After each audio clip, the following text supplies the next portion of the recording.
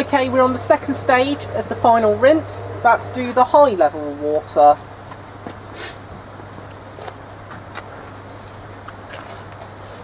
we're going to have to order a new sump hose. What hose? Sump.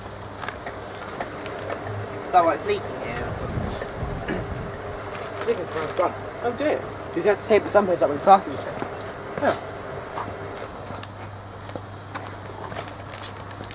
Then the whole thing obviously will blow away. Mm.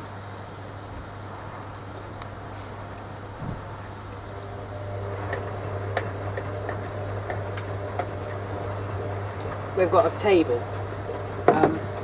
from Nan and Grandad because they kept the lid off their old Hoover, and they turned that into a table.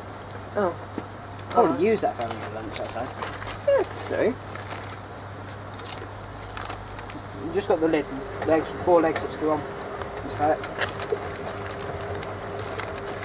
Wow, that filled up quick. Heavens. It's already done. It's still going.